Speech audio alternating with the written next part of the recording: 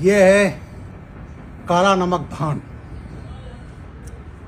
ये हमारे घर से आज ही आया है, इसका चावल भी आया है। जब हमारे यहाँ धान की कटाई की जाती है तो उसके बालियों से ये गुच्छे बनाए जाते हैं, जिसे हम अपनी भाषा में सिधरी कहते हैं।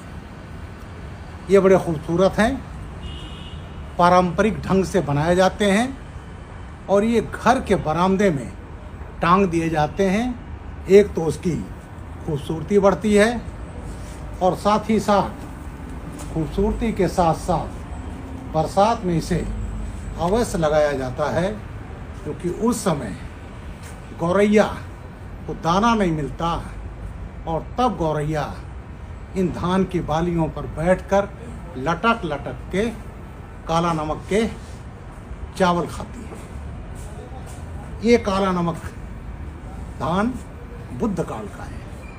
जब भगवान बुद्ध को बुद्धत्व प्राप्त हुआ, वो सिद्धार्थ नगर आए, कपिल वस्तु आए, तो वहाँ उन्होंने वहाँ के किसानों को अपने कमंडल से कुछ धान की बालियाँ दी और ये तब से ये काला नमक धान सिद्धार्थ नगर में पैदा होता है। अंग्रेजों ने भी इसकी खेती की। गोरखपुर में H.W. पेपे, मिस्टर कैंपियर, मिस्टर फेरेंट, ब्रिजमैन और सिद्धार्थ नगर में विलियम बर्ड, ये अंग्रेज जमींदार थे जो काला नमक की खेती करते थे।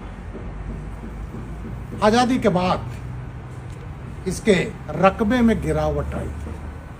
कारण था अंग्रेजों द्वारा नेपाल बॉर्डर पर जो सागर बनाए गए थे, उससे नहरें निकाली गई थीं, उसको तालाबों को दे दिया गया मछली के ठेकेदारों को, इरिगेशन डिपार्टमेंट ने, और मछली के ठेकेदार पानी नदियों में निकाल देते थे, जिसके कारण किसानों को पानी नहीं मिल पाता था। योगी आदित्यनाथ जी ने इस धान को सिद्धार्थ नगर के ODOP, one district one product में इसको रखा और जो तालाबों के ठेके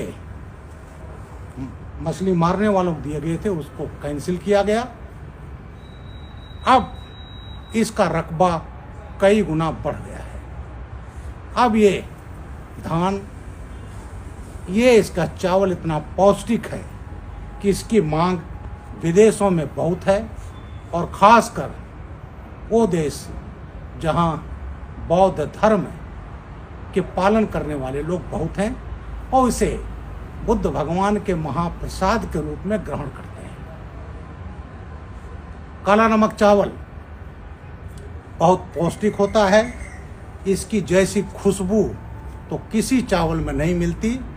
जब धान की रोपाई की जाती है तो इसके बेहन से भी खुशबू आती है। इसका ग्लाइसेमिक इंडेक्स केवल 50 होता है, जबकि अन्य सफ़ेद चावलों का ग्लाइसेमिक इंडेक्स 85 होता है। इसलिए इससे जिनको मधुमेह है वो भी इसके चावल को खा सकते हैं। इसमें आयरन 4 गुना, जिंक 3 गुना अन्य चावलों से अधिक होता है। ये दुनिया का केवल एक ऐसा चावल है जिसमें विटामिन A पाया जाता है। इसका ग्लाइनेज 18 है, बासमती का 24 है। बासमती का चावल पकने के बाद ठंडा होता है तो रबर जैसा हो जाता है, लेकिन इसका ग्लाइनेज कम होने के कारण इसकी मुलायमियत जो है वो हमेशा मौजूद रहती है। काला नमक ये बड़ा ही पारंपरिक धान रहा है और ये जो सिदरी में दिखा रहा हूँ, इसको गौरैया के लिए विशेष तौर पर लगाया जाता है। हर किस्म के धान की सिदरी बनाई जाती है और इसे बरामदों में टांग दिया जाता है। खूबसूरत तो है ही, साथ ही साथ बरसात में जो गौरैया को भोजन नहीं मिलता, तब ये बरामदों में इन धान की बालियों पर लटक लटक करके ये भी इस चावल को खाती है। योगी आदित्यनाथ जी ने सिद्धार्थनगर में कॉमन फैसिलिटी सेंटर का निर्माण कराया और इस कॉमन फैसिलिटी सेंटर में पारंपरिक ढंग से चावल निकाले जाते हैं।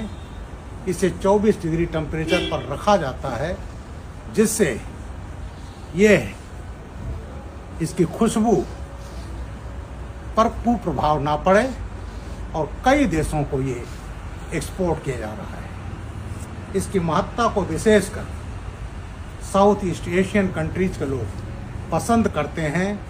वे लोग बल्कि बासमती चावल को पसंद नहीं करते हैं। मैं भी इसे अपने घर में लगाऊंगा और ये मैंने गौरैया के घोंसले लगा रखे हैं। मेरे घर में करीब 50 घोंसले गौरैया के हैं और इनके लिए मैं दाना रखता हूँ। लेकिन काला नमक चावल हमारे लिए भी आया है, तो हमारी गौरैया भी काला नमक खाएंगी और इसको बरामदे में टांग दिया जाएगा। और अब ये ब्रीडिंग सीजन गौरैया का आ रहा है। ये गौरैया अभी घोंसलों में आएंगी। हमारे यहाँ 100 से अधिक गौरैया है और इनके दाना पानी की व्यवस्था रहती है और ये सिधरी हमारे बरामदे की शोभा भी बढ़ाएगी और गौरैया भी इसको खाएंगी, जो हमारे घरों में पारंपरिक रूप से इन्हें खिलाया जाता था। हमारे यहाँ पशु पक्षियों का भी बड़ा ध्यान पारंपरिक ढंग से रखा जाता है। शायद ये बुद्ध के धरती का ही कमाल है कि जहाँ पशु पक्षियों को भी उनके भोजन का भी पूरी तरह से इंतजाम किया जाता है। और उसी की श्रेणी में ये है काला नमक धान से बनी हुई गुच्छे, जिन्हें हम सिधरी कहते हैं। Thank you.